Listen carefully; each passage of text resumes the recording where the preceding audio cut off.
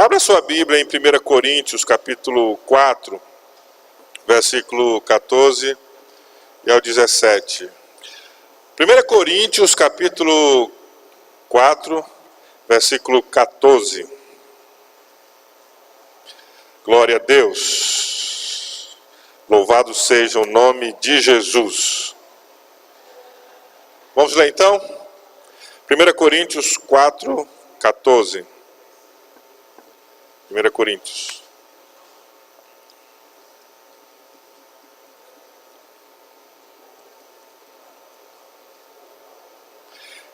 Não escrevo estas coisas para vos envergonhar, mas para vos admoestar como a filhos meus amados.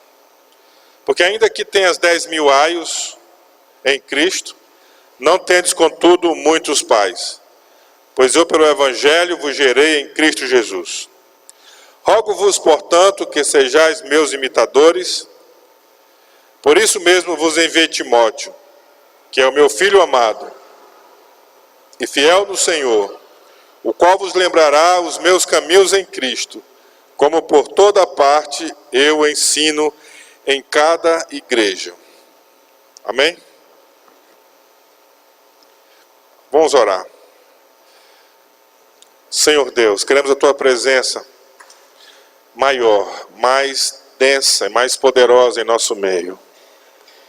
Queremos a Tua presença em nossas vidas, em nossos corações. Tua presença nesse culto ainda mais evidente, ainda mais presente, Senhor. Fala conosco, meu Deus. Ministra nossas vidas, Pai. Faz coisas novas, Pai, em nossos corações, ó Deus. Faz coisas novas da Tua palavra em nosso meio. Dá entendimento, Senhor, do Senhor em nossas vidas, Pai. Te pedimos, ó Deus, que possamos navegar, Senhor, no oceano da graça. Ó Deus, e que todas as necessidades, meu Deus, venham a ser supridas, meu Deus, sobre cada vida, conforme a Tua infinita graça. Em nome de Jesus. Amém. Amém. Você pode se sentar? Obrigado. Eu quero compartilhar, irmãos, o tema Filhos de um ministério. Filhos de um ministério. Eu quero compartilhar isso com os irmãos. E o que é um ministério? A gente pode, assim, pensar em ministério de diversas formas. Mas, de maneira geral e fundamental e essencial, ministério é um serviço no Evangelho de Cristo feito por um irmão ou mais, através da pregação. E aí se ajuntam pessoas para experimentar a graça e o poder de Deus e testemunharem do seu poder e do seu amor. Então, quando se inicia uma pregação no lugar, então essas coisas elas começam a acontecer. E aí então, naquela localidade, se inicia um ministério, uma obra. Então pessoas que creem, se ajuntam a esses cristãos, se tornam filhos desse ministério. Porque essas pessoas que se ajuntaram ali para receber a palavra do Evangelho e creram em Jesus ali, elas se tornam filhas e filhos desse ministério. E não só as pessoas que receberam o Evangelho pela primeira vez, mas também muitos que estavam longe dos caminhos do Senhor, afastados e retornaram, como se fosse para uma adoção, também se tornam filhos e filhas desse ministério. E eu quero dizer então, queridos, que aí se estabelece uma família espiritual, se estabelece uma paternidade espiritual. Então, ministério é uma família espiritual, é uma paternidade espiritual.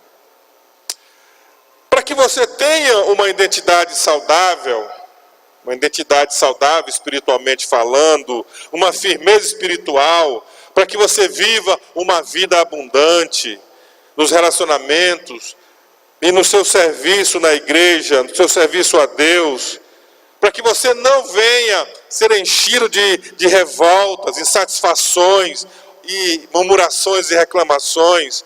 Você deve entender e honrar a sua filiação espiritual. Compreender e ser grato a Deus por essa dádiva de Deus ter levantado pessoas para te ministrar o Evangelho, a palavra de Deus, que gerou em você um novo coração, uma nova criatura, que lhe fez parte de uma família de promessas eternas de Deus. Então isso deve fazer você ser grato a Deus e honrar esse lugar em que você recebeu essa graça. Você está entendendo? Você pode dizer amém? Então se você honrar, se você for grato a Deus, você não vai ser tomado por revolta, por insatisfação, por reclamação, por murmuração, mas você vai ter um coração grato a Deus por essa obra da sua graça, de levantar vidas para abençoar a sua vida aqui, agora e na eternidade. Você pode dizer amém? Você pode dizer amém? E é importante entendermos isso. É importante cada um de nós entendermos isso. Então, sobre esse tema, filho de um ministério, eu quero falar três pontos, 3 tópicos, ou 3 verdades. Primeiro, a filiação espiritual. Essas semanas anteriores, eu estive compartilhando sobre a paternidade de Deus. Mas hoje eu quero falar sobre a paternidade ministerial. A filiação espiritual no aspecto do ministério da igreja local. O que é isso? Então escute bem.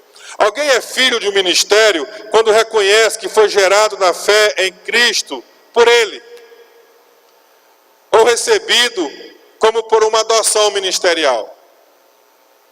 Dessa forma, se sujeita a Ele como sua paternidade e família espiritual no Evangelho. Então, filiação espiritual é isso. Segundo, alguém é filho de um ministério na prática quando admite ser discipulado, ademoestado pelo pastor da igreja que essa pessoa congrega, que ela faz parte, seja diretamente o pastor ou as redes de discipulado que existem na igreja, não é? Então essa pessoa admite ser discipulado, admite ser ademoestado,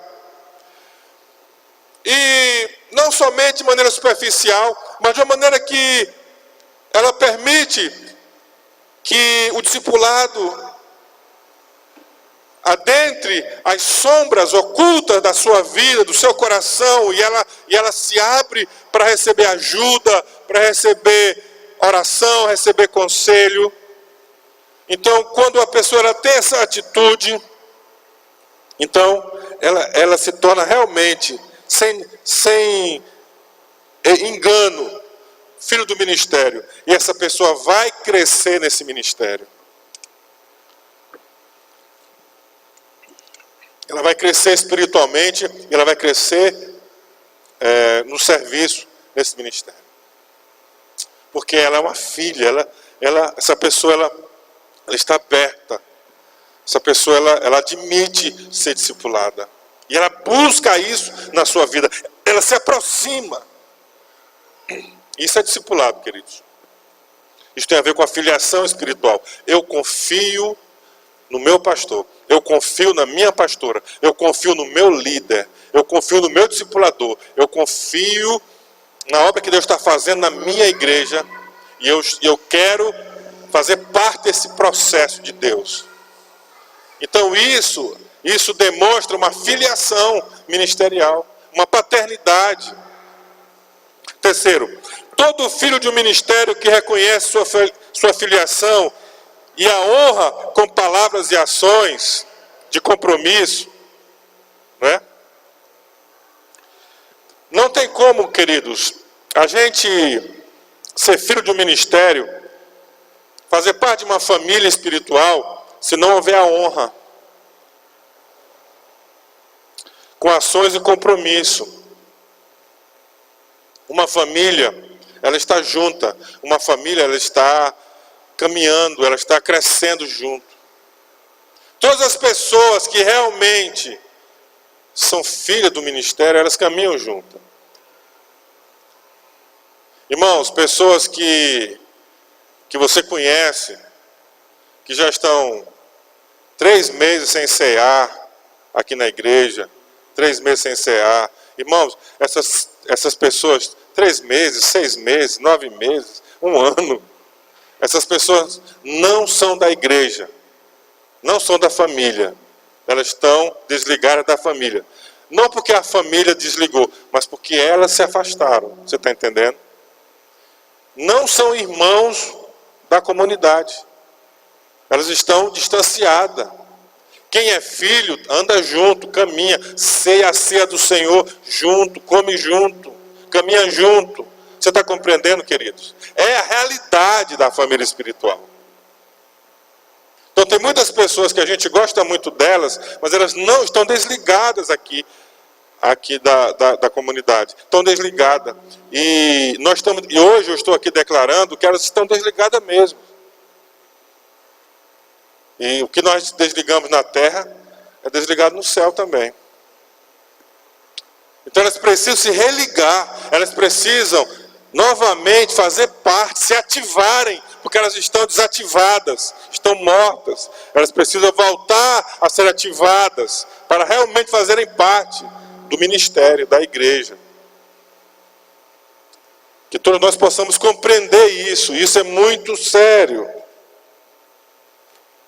Então, quando alguém é da família e começa a caminhar com a família, ela vai ser inspirada, ela vai ser desafiada ao seu destino em Deus, a conhecer aquilo que Deus tem para a vida dela, a buscar aquilo que Deus tem para a vida dela, a buscar o projeto que Deus tem para a vida dela. Mas ela precisa estar na família, ela precisa se identificar como filha e como filho espiritualmente falando. Ela precisa entender que ela tem uma paternidade e que o destino dela tem a ver com ela estar ligado a essa paternidade espiritual, a essa família espiritual. Você está entendendo? Você pode dizer amém? Então, é isso que é a filiação espiritual. Você entendeu? Amém, querido? Amém. Segundo tópico, o crescimento espiritual. Irmãos, naturalmente, quando nasce uma criança, normalmente, se não houver nenhuma enfermidade, deficiência orgânica, essa criança, naturalmente, ela vai nascer e ela vai desenvolver, crescer, até se tornar uma pessoa adulta. Espiritualmente, cada filho espiritual, ele deve, ao nascer espiritualmente, ao entregar sua vida a Cristo, ao começar um relacionamento com Deus através de Jesus, essa pessoa, ela nasce um bebê, mas ela também deve crescer espiritualmente. Ela deve deixar de ser um bebê, passar a ser um filho adolescente na fé, podemos dizer assim, depois um filho mais maduro na fé, até alcançar uma paternidade espiritual. Então a gente pode compreender a filiação espiritual, entendendo a filiação natural. São semelhantes. Então todo cristão, ele precisa compreender que ele está num processo de crescimento espiritual na sua vida. Você pode dizer amém? Então ninguém vem para Cristo para ficar a vida inteira do mesmo tamanho. Porque assim como naturalmente, espiritualmente, uma pessoa que fica a vida toda do mesmo tamanho, essa pessoa está doente. é raquítica, falta alimento, falta um sustento na vida dela, por isso que não cresce. Então cada cristão, se ele é alimentado, se ele é saudável, ele vai crescer espiritualmente. Você pode dizer amém? Crescer espiritualmente.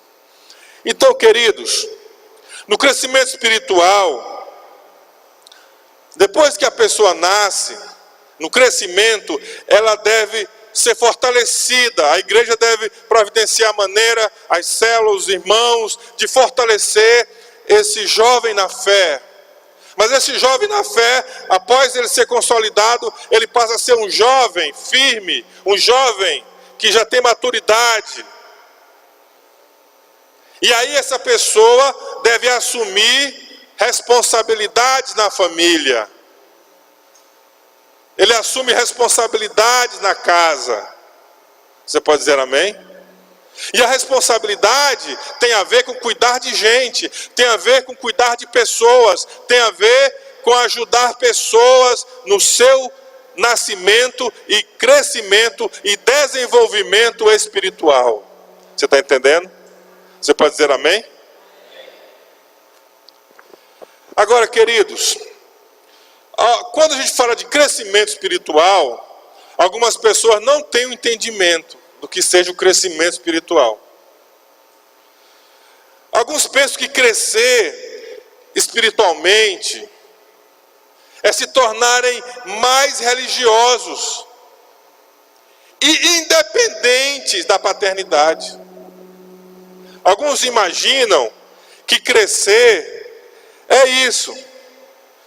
Essa pessoa ela começa a se encher de umas ideias, não sei de onde é que ela tira, umas ideias meia loucas, umas teologias meia estranhas, que agrada a si mesmo. E alguns começam a achar que isso é crescimento, e elas começam a se achar superiores. E muitas vezes essas pessoas querem ser tratadas pelos irmãos como alguém superior, como uma grande figura.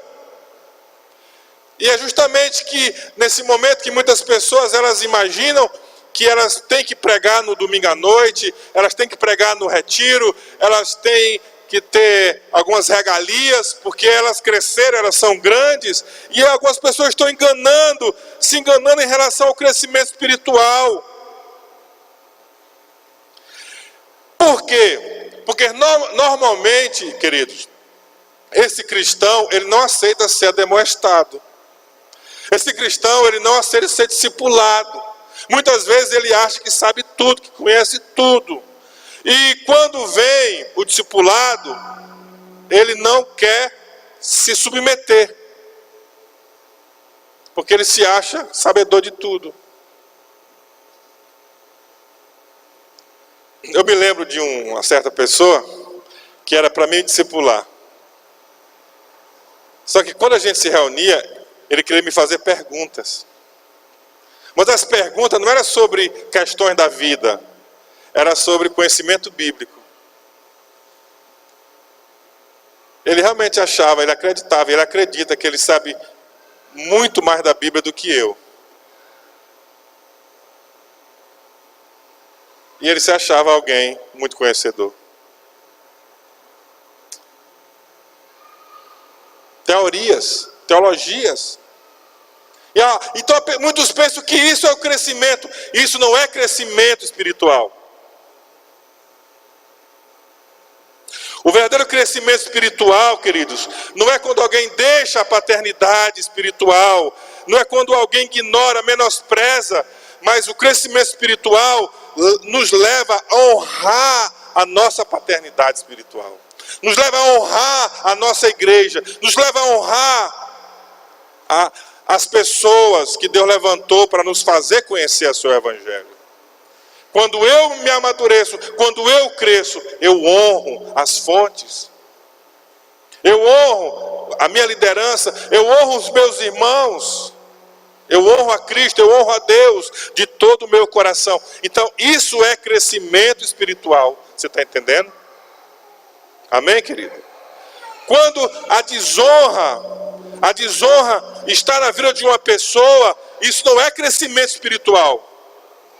Isso é loucura, isso é insanidade, isso é idiotice, tolice, isso é insensatez. Você está entendendo, irmão?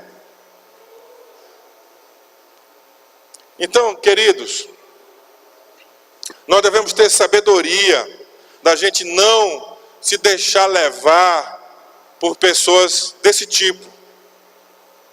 De não dar ouvidos para pessoas que se acham maduras espiritualmente, mas que não honram a paternidade, não honram seus pais.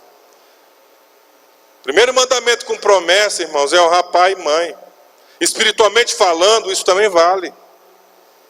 Honrar aquele que Deus usou para que eu encontrasse Jesus, eu encontrasse o Evangelho.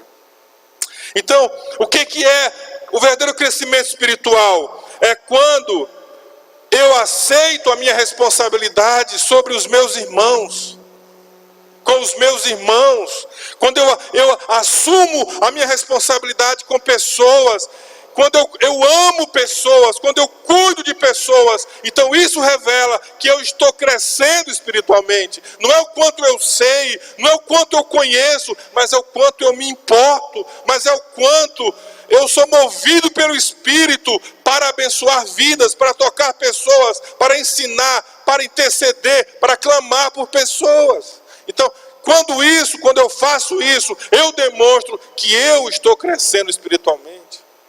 Naturalmente, quando é que alguém cresceu?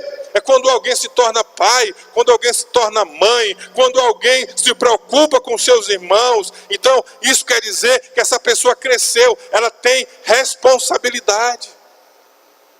Então, o verdadeiro crescimento espiritual, ela não me afasta da minha família, mas ela faz com que eu tenha mais amor pela minha família, por mais problemas que existam, por mais dificuldade que exista. Mas eu não abandono a minha casa, eu não abandono a minha família. Eu me sinto responsável de ser um agente de transformação e de bênção na minha casa, na minha família. Tanto naturalmente falando, como espiritualmente falando.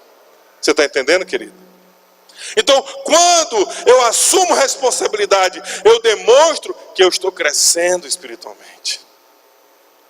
Amém, irmão?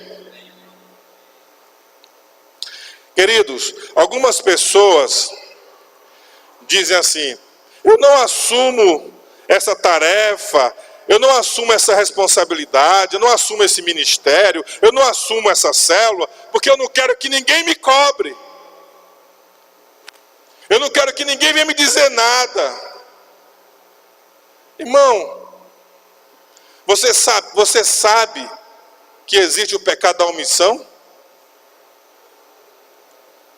Quando você sabe, Tiago 4,17, aquele pois que sabe fazer o bem e não faz, comete pecado. Então, querido, se você está crescendo espiritualmente, uma pessoa madura assume responsabilidades. Você pode dizer amém? Um cristão maduro assume responsabilidade na família. Assume. Querido, se nós não aceitarmos o desafio que se nos apresenta diante de nós, jamais cresceremos na vida, na fé e no ministério. Se nós não aceitarmos o desafio, nós vamos ficar sempre no mesmo lugar em nossa vida. Nós precisamos assumir os compromissos, assumir os desafios em nossas vidas. Só pessoas que assumem compromissos e riscos são capazes de mudar vidas, são capazes de mudar sua família, são capazes de mudar uma cidade, são capazes de mudar uma nação, são capazes de mudar nações.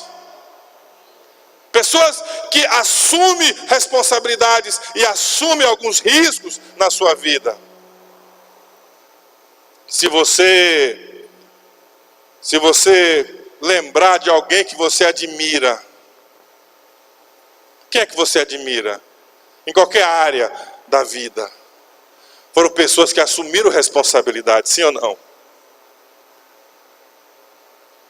Quem é a pessoa na sua área de trabalho que você admira? Quem é que você admira na sua profissão? Foram pessoas que assumiram grandes responsabilidades. Se elas tivessem acovardado, se elas tivessem escondido, se elas tivessem fugido, nada teria acontecido. Não seria a inspiração que são. Então, se nós queremos mudar situações, mudar circunstâncias, mudar nossa cidade, a nossa família, nós precisamos assumir as nossas responsabilidades como filhos maduros, como cristãos maduros, como pessoas que estão crescendo espiritualmente. Você pode dizer amém? Você admira Moisés? Por quê? Porque um dia ele entendeu que ele tinha que ir no Egito e enfrentar Faraó. Você admira Abraão? Um dia ele deixou a sua casa e saiu sem rumo. Um dia ele foi oferecer o seu próprio filho como sacrifício. Você admira Pedro? Um dia ele teve a coragem de andar sobre as águas. Um dia ele assumiu a responsabilidade de fortalecer os irmãos, de fortalecer a igreja, de pregar a palavra. Você admira Paulo? São Paulo, ele abandonou toda uma carreira religiosa que ele tinha para poder cumprir o chamado de Jesus na vida dele. Foram pessoas que assumiram responsabilidades. Olha aqui para mim. Está na hora, irmão, de cada um aqui assumir responsabilidades. Quantos anos você tem de igreja? Quantos anos você tem de caminhada cristã? Está na hora de você assumir as coisas com integridade, com firmeza. Está na hora de você assumir o seu chamado, aquilo que Deus tem te colocado no seu coração, aquilo que Deus tem mostrado à sua frente. Querido, é o momento, é a hora de cada um aqui assumir como filhos maduros as suas responsabilidades, aquilo que Deus te deu para você fazer e você tem se escondido. Então está na hora de você ir à luta, você colocar o pé na estrada, você ir a campo e fazer aquilo que Deus quer que você faça na sua vida, tanto espiritualmente como na sua família. Você pode dizer amém? Terceira coisa, você precisa ter de coragem para seguir seu destino na paternidade. Coragem para seguir o seu destino na paternidade. Vamos aqui olhar no lado natural. Temos alguns jovens aqui. Eu vou mirar aqui no Ramon aqui. Quem sabe no Maps ali atrás. Mal chegou, já está aqui na pressão. Você quer se casar? Seu pai se casou? Então você casa. Pai dá destino. Amém? Uai. Pai dá destino. Seu pai casou? Alguém vai dizer assim, pastor, meu pai casou umas 10 vezes. Mas você não vai casar 10 vezes não. Quebra a maldição e se case. Uma vez só. Para sempre. Amém, querido? Ser pai é dar destino, tanto no natural como no espiritual. Qual a profissão que você quer seguir? Qual a profissão que você quer na sua vida? Seu pai trabalhou na profissão? Seu pai apoia, seu pai concorda com a sua profissão? Tá de acordo? Vá em frente. Pai dá destino, pai abençoa. Esse negócio de pai é bênção, mãe é bênção, é para essas coisas, é para confirmar o bom futuro do filho, o bom caminho do filho, o destino do filho. Então você precisa de coragem para seguir o seu destino na paternidade. Queridos, essa semana a minha filha mais velha completou ano. Minha filha mais velha, que mora fora do Brasil. E alguns anos atrás, ela conseguiu passar no vestibular, lá em São Paulo, e entrar, talvez, numa das maiores e melhores faculdades do Brasil e da América do Sul, na USP. E ela estudou um tempo na USP, odontologia.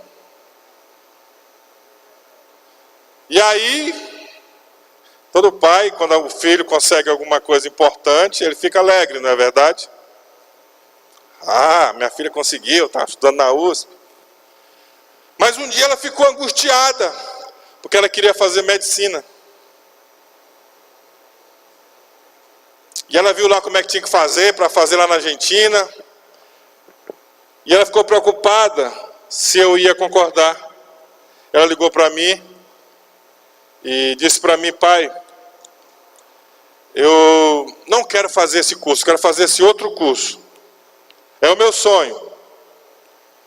E o que você acha de eu ir para a Argentina e tal? E eu fiquei assim um pouco surpreso. E eu perguntei isso. Não, já fiz, já resolvi, já fiz.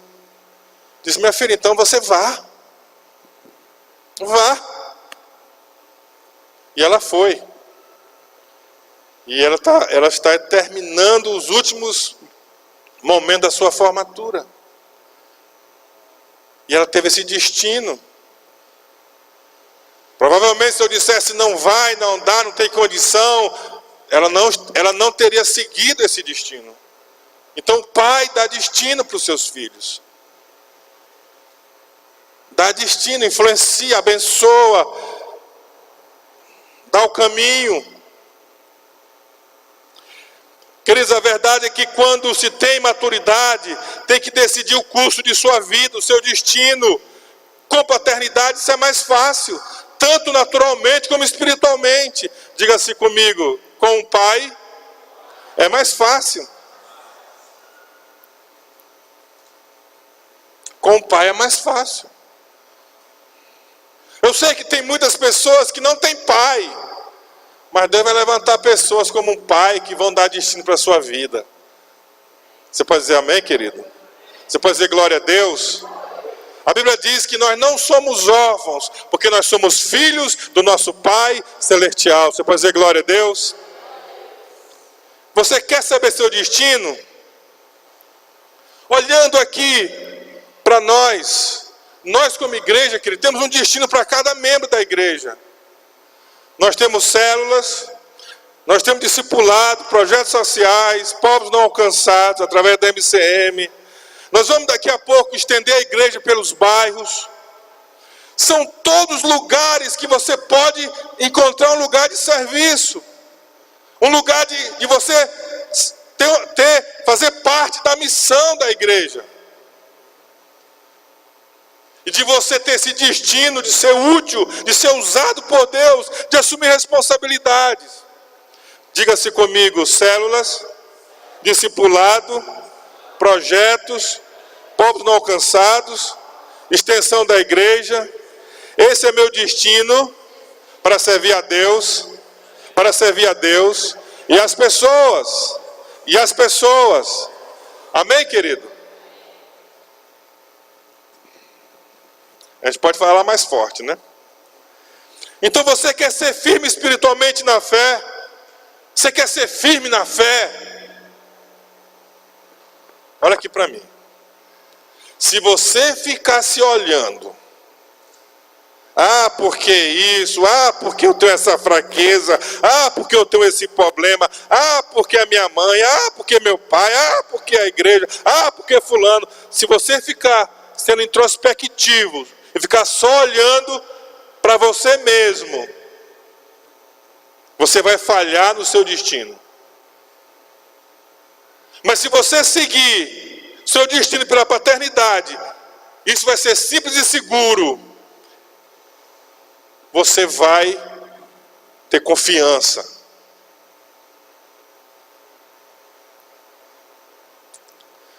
Irmãos, há muitos anos atrás, Meu pastor na época me pediu para me realizar os cultos numa cidade aqui próxima.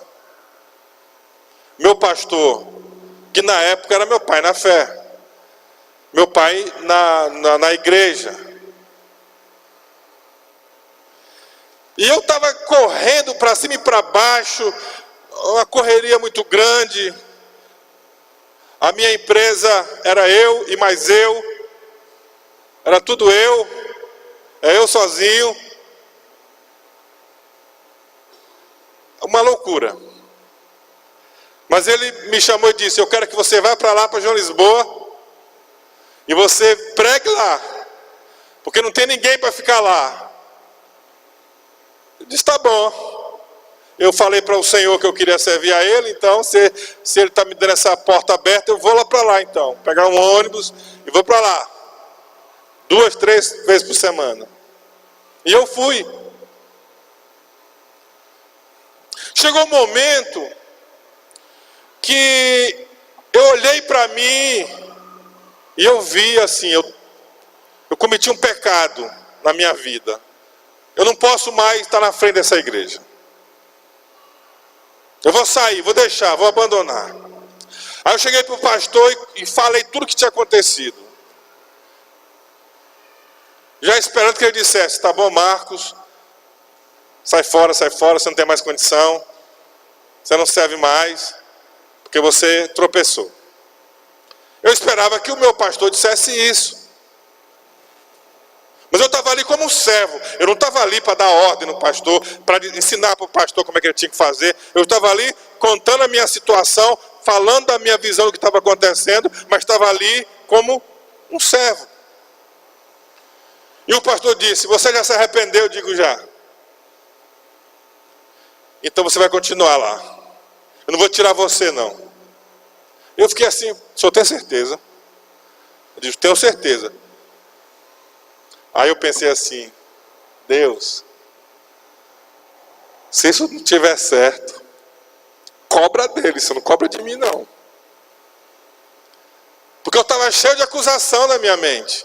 Diz: Deus, se isso não estiver certo, Senhor, cobra dele. Mas eu fui transparente, eu fui honesto, eu fui verdadeiro, eu fui íntegro, fui sincero com ele.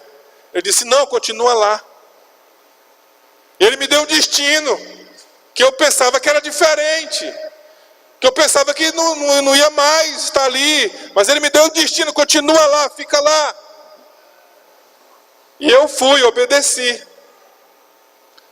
E nesse destino de estar em João Lisboa, o que aconteceu? Valdicléia de Brito Ferreira.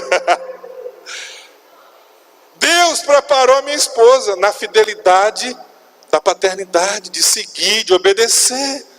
Fui abençoado, irmãos. Aquilo que era para me destruir, aquilo que era para me desanimar, Deus reverteu e Deus me abençoou, porque eu segui a direção daquela paternidade.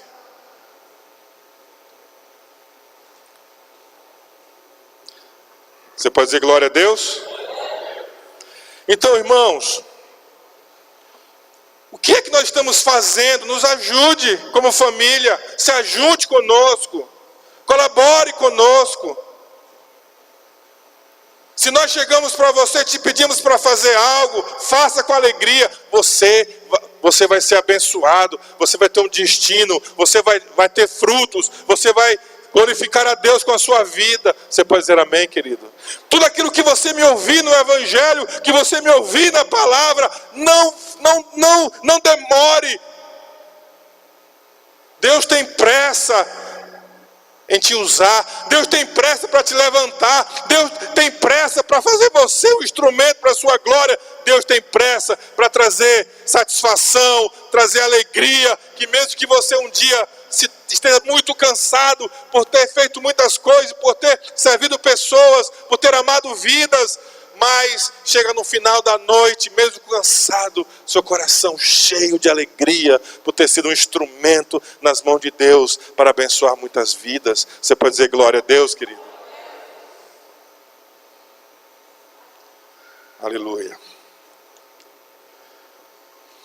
Irmãos, o crescimento espiritual, porque eu achava, irmãos, quando eu era mais novo, né?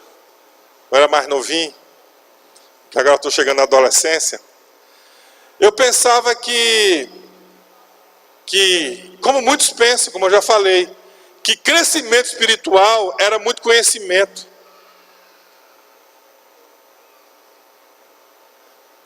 Era a gente ler muito, a gente estudar teologia, aí a gente ia ter amadurecimento. Não é verdade, irmãos? Crescimento espiritual é quando, não é só quando eu sento na cadeira e ouço. Eu vou para o culto da comunidade, eu vou sentar na cadeira, o pastor vai dar uma mensagem poderosa, maravilhosa, eu vou ouvir, aí eu vou crescer espiritualmente. Não é assim que acontece. Você não cresce só por sentar na cadeira e ouvir. Você cresce quando você ouve no domingo à noite, mas na segunda-feira você coloca em prática. Você cresce quando você ouve, você escuta, mas você assume responsabilidade de cuidar de gente, de cuidar de pessoas, e você se envolve com vidas. Então, quando você age, quando você faz, você cresce. Você pode dizer amém, querido?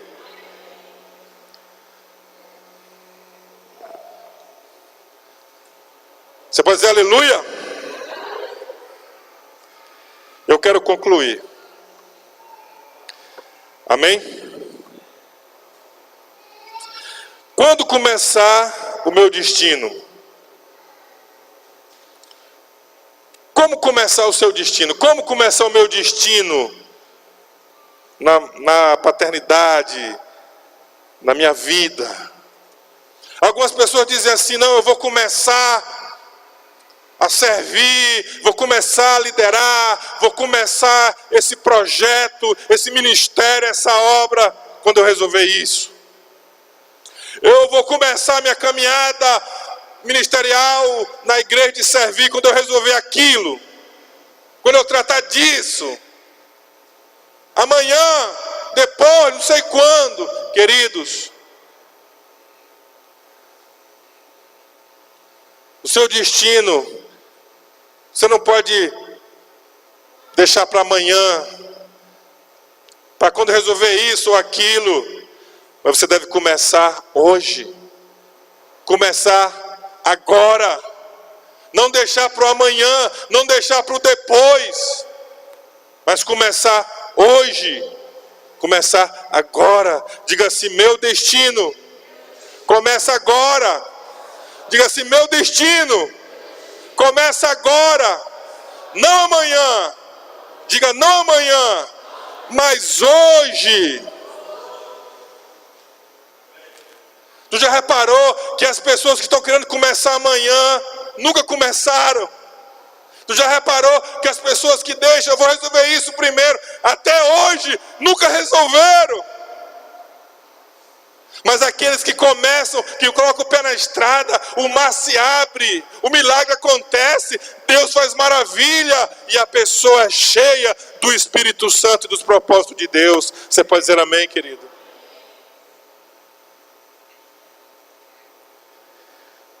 Abra sua Bíblia comigo em Mateus capítulo 9. Versículo 35 ao 38. Irmão, você deve começar agora, porque há muita coisa para fazer. Há muita coisa para fazer. Olha o versículo 36 do capítulo 9 de Mateus. Vendo ele, Jesus, as multidões, compadeceu-se delas, porque andavam desgarrados e errantes como ovelhas que não têm pastor. Irmãos, há muito o que fazer. Há muita gente andando desgarrada, errantes, sem direção, sem um pastor, sem alguém que mostre o Evangelho, que mostre Jesus, que mostre o caminho. Há muita gente, querido. Irmãos, nós temos aqui uma máxima na comunidade. Eu aprendi isso, falei isso muitas vezes. que nós devemos ganhar os pecadores. Pescar em alto mar, isso é verdade. Porém, queridos, tem muita gente que já esteve numa igreja cristã, numa igreja evangélica, e está como ovelha sem pastor. Está precisando de um rebanho, de uma família. E são muitos. E nós temos que abraçar essas pessoas também. Temos que recebê-las, temos que amá-la e torná-la parte também do nosso amor e do nosso cuidado. Você pode dizer amém, querido? E daqui a algum tempo, irmãos, a maioria das pessoas que não estarão na igreja são pessoas que já estiveram na igreja. São pessoas que se afastaram da igreja. Então nós temos que ter um canal, nós temos que ter uma ponte que recebe essas pessoas e que cuida delas, para que elas voltem a ter uma paternidade e possam ter um destino espiritual em suas vidas. Você pode dizer amém? Então tem muita coisa para fazer. Muitos estão precisando, estão doentes, e nós temos o remédio. Olha o versículo 35. E percorria Jesus todas as cidades e aldeias, ensinando nas sinagogas, pregando o evangelho do reino e curando toda sorte de doenças e enfermidades. Jesus, ele ia em todas as cidades, aldeias, ruas, lugares, sinagoga, pregando o evangelho do reino, curando as pessoas de doenças e enfermidades. Queridos, o mundo está doente. As pessoas estão enfermas. E nós temos o remédio, o antídoto, que é o evangelho do Senhor. Então, por isso nós não podemos esperar para amanhã, esperar para depois, quando der certo. Não, é agora, é hoje.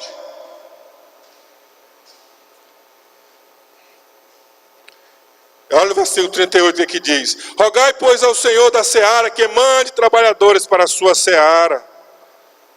Como é que começa, pastor? Começa com oração.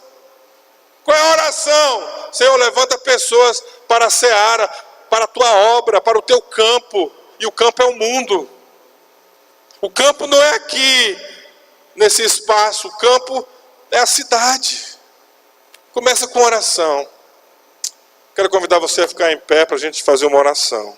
Levante sua mão, vamos orar para que Deus levante pessoas hoje para a seara, para o serviço. Senhor Deus, amado Pai, Senhor, o mundo está necessitado, o mundo está doente, há muita confusão, muitas pessoas, meu Deus, cegas, ovelhas sem pastor, pessoas andando errantes, pessoas andando, meu Deus, Jeová, vamos orar, Jeová, pessoas andando distante de Ti, Senhor, pessoas distantes dos Teus caminhos, ó Deus.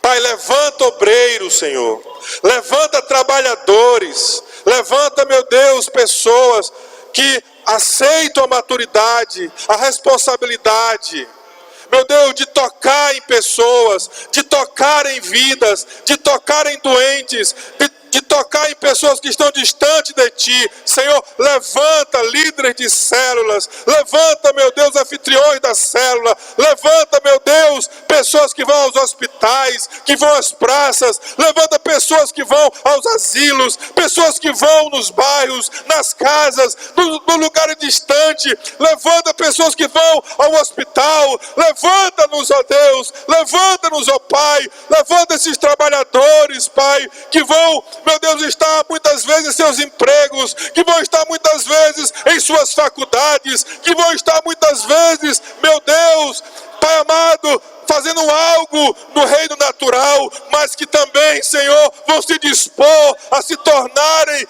meu Deus, missionários, missionais, testemunhas, trabalhadores, meu Deus, da seara e da obra do Senhor, todos os dias da sua vida, Pai, em nome do Senhor Jesus.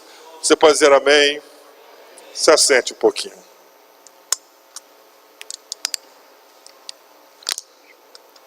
Amém. Nunca saia na hora da oração. Amém? Irmãos, em 86, David Wilson, Eu vou falar essa história novamente. Estava em Nova York, em 86. Estava em Nova York. David Wilkerson foi um pregador muito usado por Deus em Nova York. Ele costumava ir a Nova York depois que ele tinha saído de lá. E ele conduzia muitas reuniões pelas ruas de Nova York, pregando o Evangelho. Depois que ele fez umas reuniões na rua, ele saiu de madrugada, orando ali por Nova York. Ele começou a andar e orar. E nesse horário ele viu muitos traficantes nas ruas. E ele viu muitos garotos entre 9, 10 e 11 anos consumindo drogas junto àqueles traficantes. E ali em lágrimas, ao ver aquela cena, David Wilkerson começou a clamar. Ele começou a rogar a Deus: Senhor, Tu tem de levantar um testemunho nesse lugar aqui. Tem que levantar, Senhor, aqui uma igreja. Parece, Senhor, que o diabo escolheu Nova York para fazer a sede do seu reino. Ele começou a orar: Senhor, levanta aqui um testemunho nesse lugar, um testemunho aqui no centro de Nova York. Tem que ter uma igreja aqui, Senhor, para alcançar essas crianças, alcançar essas mulheres, as prostitutas, alcançar essas pessoas que estão morrendo. Precisa ter uma igreja aqui para se levantar contra essa maldade que tem entrado em Nova York. E quando ele clamava a Deus para Deus levantar ali um testemunho, ele teve a resposta de Deus, uma resposta que ele não esperava. Ele ouviu a voz de Deus que falou com ele: você conhece essa cidade, David, você tem amor por ela, faça isso você. Faça isso você. Quando ele ouviu isso, ele ficou no estado de choque, porque fazia 30 anos que ele ministrava a jovens perdidos nas ruas, e ele tinha outros planos para a vida dele. Talvez uma vida mais calma, escrever livros, ministrar nos países afora. Aí vem essa voz e ele pensou assim: o que dirá minha esposa? Se eu chegar para ela e falar: Deus não está me chamando para estabelecer uma igreja aqui, o que ela vai dizer? Como vai ser a reação dela? A preocupação de David Wilkerson. Aí então ele tirou mais 2 noites de oração ali, as ruas de Nova York, orando, e aquilo vinha no coração dele, ele orando, intercedendo. Depois da segunda noite, o que vai pensar minha esposa quando eu falar isso para ela? Quando ele chegou em casa, sem que ele dissesse nada, a esposa dele falou para ele: David, parece que a gente vai ter que mudar para Nova York, né? Deus havia falado com ela também. E ele aceitou o desafio. E ele começou uma igreja que se tornou uma igreja esquisita, de certo modo. Porque naquela igreja eles traziam prostituta, homossexuais, viciados em maconha, em crack. Eles trouxeram todo mundo para dentro daquele salão que eles alugaram, dava comida, dava roupa. E eles começaram a fazer isso com aquele povo. E a última vez que eu vi uma notícia dessa igreja, essa igreja tinha mais de 8.000 membros. 8.000 pessoas. Você pode dizer glória a Deus? David Wilkerson morreu em 2011. Já com 90 anos, num acidente de carro. Morreu já avançado de idade. Irmãos, tem muita gente que vai orar a Deus, para Deus fazer algo, por alguma coisa. Deus levante alguém. Deus levante pessoas. Mas sabe o que vai acontecer? Você mesmo vai ser a resposta da sua oração. Deus vai levantar você mesmo para aquela tarefa, para aquela obra, como fez com David Wilkerson. Amém?